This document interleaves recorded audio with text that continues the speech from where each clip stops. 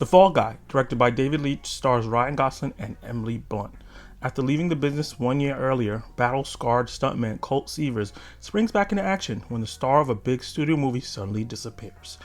As the mystery surrounding the missing actor deepens, Colt soon finds himself entangled in a sinister plot that pushes him to the edge of a fall more dangerous than any stunt. The Fall Guy is a heartfelt tribute to the unsung heroes of cinema, the stuntmen. It vividly portrays their daring and often overlooked feats, showing the fine line between a successful stunt and a potential disaster.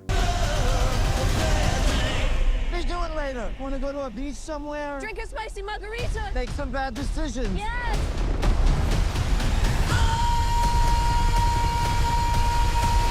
This movie is led by Ryan Gosling, who is fantastic in this role as Colt Seavers. Quite like what he did in Barbie, he completely stole the show as this stuntman that had a very bad stunt accident, is recovering from that and is trying to get back into the fray so he can meet the person that he loves. And I feel like Ryan Gosling did a great job of making this character very endearing. His comedic timing is perfect. Perfect. Everything, down to the last minute details. He's so funny. We know Ryan Gosling was funny from The Nice Guys and other stuff even before he did Barbie, but he's really hilarious here, and he has great chemistry with everyone in the film. Colt Seavers' character is smitten with Jodie, played by Emily Blunt, and their chemistry just jumps off the screen. It's the highlight of the movie, honestly. Their relationship together and their chemistry and their will they won't they get together rom-com situation that we have here is endearing and fun. And a lot of their extended scenes of them going back and forth are some of the most laugh out hilarious moments of the movie and will have you in stitches.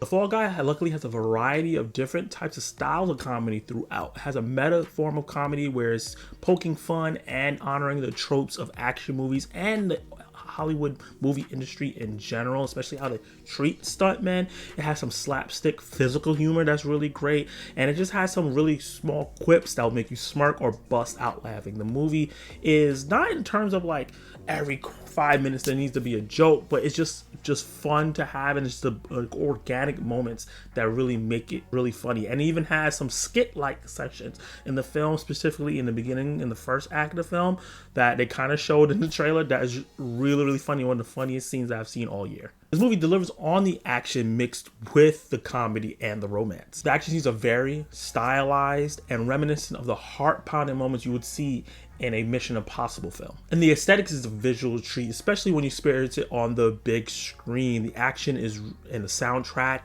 and the very unique story that we have here is unlike any action movie that I've ever seen, and I think it's really worth checking out on the big screen to experience it. But unfortunately, this movie kind of falls short in a couple places that holds it back from being great in my personal opinion and from my personal enjoyment. I think that the movie was bloated with way too many things it was trying to do at the same time.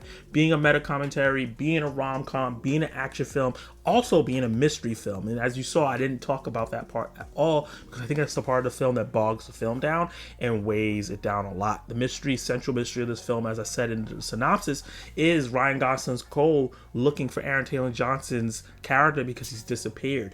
And the things that he gets into could be funny at first, but it really loses steam like halfway through the movie. And the movie throughout the middle of the film, like the end of the first act into like the right beginning of the third act, slows down and gets really choppy. And I feel like all the elements that they tried to put together didn't end up coming together as smoothly as they wanted to do.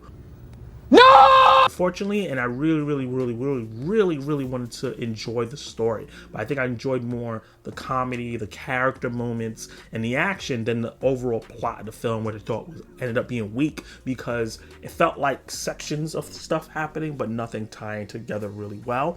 And while I enjoyed the third act visually, and I think there was some really great action in there, it did get really messy and over bloated as well. Just a little bit too much happening for my taste, for like the story beats to really land and impact. I feel like Cole had a character arc going on that they kind of just ignored completely and just went for the fun. And for a lot of people, that's going to work. You guys are probably not going to care about that stuff. You're just going to come and watch and have a fun time for the first movie of the summer blockbuster. And I think this is a really good start to the summer blockbuster season. But with that said, I'm going to give this movie a C+. Did you like it? Did you hate it? What would you rate The Fall Guy if you see it? Do you think it's one of the best movies of the year? It's one of your favorite action movies in a long time? Drop all those comments down below and let me know. If you have not checked out the movie yet and wanted to check out my review to find out how I think about it, let me know if you're gonna go check it out in theaters, on streaming, or pass it. Hit that like button if you like my review. Attack that subscribe button. Join the Zach Attack Nation. And hit the notification bell so you be notified my reviews, reactions, live discussions, and much, much more. You can watch more content